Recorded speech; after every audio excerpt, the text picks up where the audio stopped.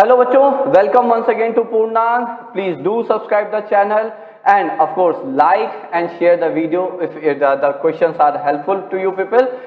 See those were the two series which I decided to take up as question under the topic complex number.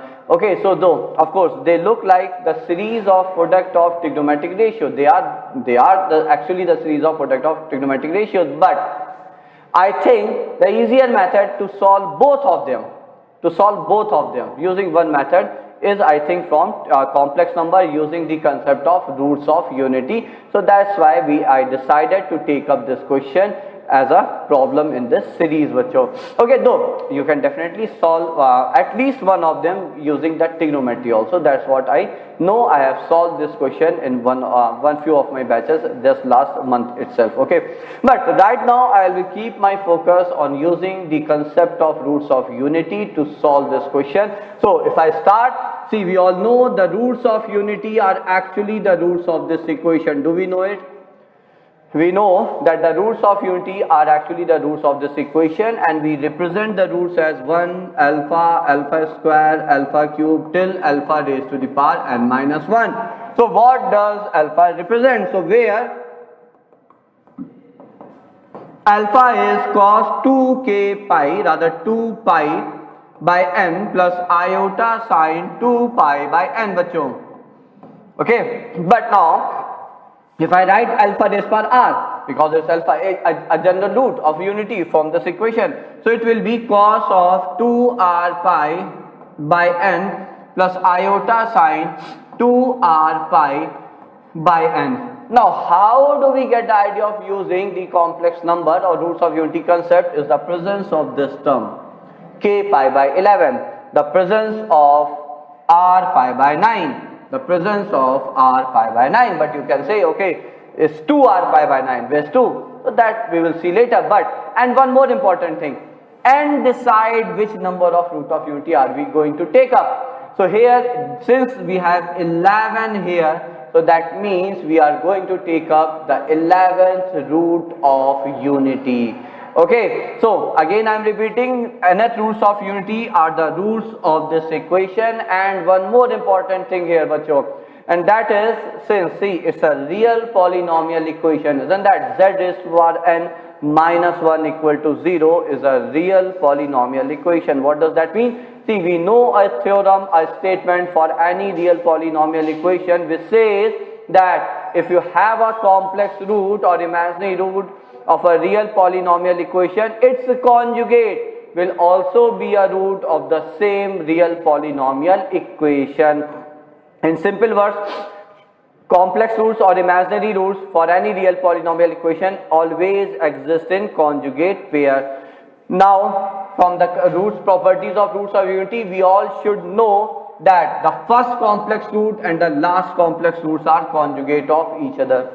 The second complex root and the second last complex roots are conjugate of each other. So that's how they exist in conjugate pair. Alpha raised power n minus 1, alpha square, alpha raised power n minus 2, alpha cube, alpha raised power n minus 3, and so on bachcho. Okay, now let's start. So as I said, looking at the series which we have to solve is product of sine of k pi by 11 or cos k pi by 11 when k goes from, I suppose, 1 to 5, 1 to 5. That's what we have to, whose value we need here. Okay, so as I said, we will start with the equation z raised power 11 minus 1 equal to 0, whose roots are 1 alpha square alpha raised to the power 10. 11th root of unity, the idea is from this denominator of the angle within sine or cos trigonometric ratio. Okay, now see, again I said first and last root are conjugate pair of each other. Second and second last root will be conjugate pair of each other. Don't forget this. And one very basic and very important thing is that once we know the root of any polynomial or any equation, we can always write it, for any polynomial we can always write it in factor form. So z minus 1 into z minus alpha into z minus alpha raised to the power 10 Deliberately I am writing it, okay, into z minus alpha square and then its factor corresponding to its conjugate, alpha square and its conjugate. Similarly, you can go on writing. There will be 11 such factors, okay, or barring this 10 such factors, hence 5 such pair. Hence 5 such pair. Okay. Now take z minus 1 to LHS. So z raised by 11 minus 1 over z minus 1 is equal to z minus alpha into, since it's a conjugate, alpha bar. Okay. Similarly, z minus alpha square, alpha raised by 9 is its conjugate, alpha square bar, and so on and so on. Okay. Now see, the point is, let's simplify. Let's simplify first this first pair. So what do we get? Z square minus z into alpha plus alpha bar, and then alpha into alpha bar. So if you multiply a complex number by its conjugate, you get its modulus whole square. Since alpha is a root of unity, its modulus is 1. So you multiply, you get 1. So that's one root. That's one factor rather. Okay, one term. So there will be 5 such brackets. There will be 5 such brackets. Now see, the point is, then at this stage, after this step, you replace either z by 1 or by minus 1.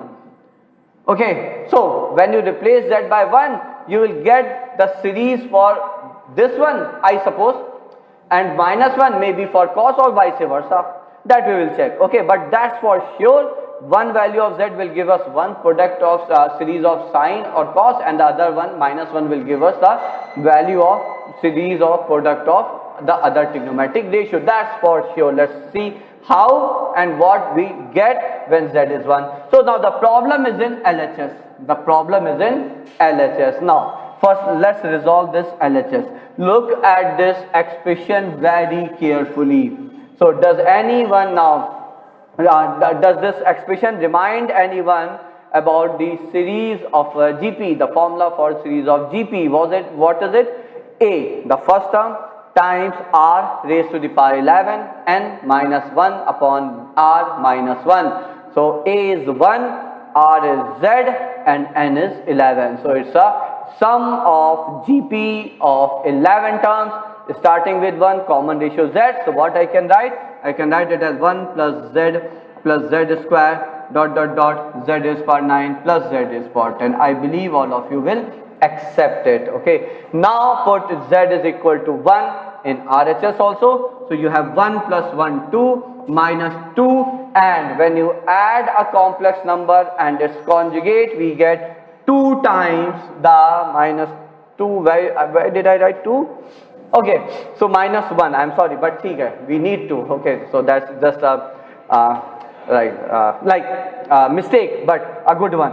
So I wrote 2 by mistake, but we need it, okay, because alpha plus alpha bar is going to give us 2 times real part of alpha. And what was alpha? Alpha was cos 2 pi by n plus iota sine 2 pi by n. So what is its real part? Real part is cos 2 pi by n. N is 11. So cos 2 pi by 11. Similarly, we have 4 more such bracket. Take 2 common from here. Acha, one more thing, we have to put z is equal to 1 here. So just put z is equal to 1 here. So what do we get? There are 11 terms. We get 11 is equal to, take 2 common, 1 minus cos of 2 pi by 11, using the formula for cos 2 theta, such that we get rid of 1. So what is it? So 2 times 1 minus 1 plus 2 sine square theta, and theta will be pi by 11. That's it. So 1 gets cancelled. So the first bracket give us 2 square into sine square of pi by 11. Okay. Now what about the second bracket? Nothing will change. In second bracket, instead of cos 2 pi by 11, we will have cos 4 pi by 11. Now when you will replace it with sine square theta, the half angle will be, so 2 square into sine square of 2 pi by 11. Similarly, the third one will be 2 square into sine square of 3 pi by 11. Now all of you know what are we going to get. Okay, so how many 2 square terms do we have? So in LHS we have 11, So 2 square 5 times. So it's 2 raised to the power 10 into product of k goes from 1 to 5 sine square of k pi by 11. Isn't that bachcho? So therefore the product of sine square of k pi by 11 when k goes from 1 to 5 is nothing but 11 by 2 raised to power 10 and then taking its square root. So what do we get? So taking square root, you get the series of product of sine k pi by 11. K goes from 1 to 5. So that is root 11 by 2 raised to the power 5. So see, such an unusual answer. What is it? Root 11. So can we expect to, such a number without knowing the method that we will get something like root 11? So that's highly unexpected. But see, that's a method, that's a very good application, a perfect application of roots of unity concept. Okay, now for the other one, as I said, you can go for z is equal to minus 1. So if you put z is equal to minus 1 in LHS, what will happen is alternate terms will get cancelled, bachcho.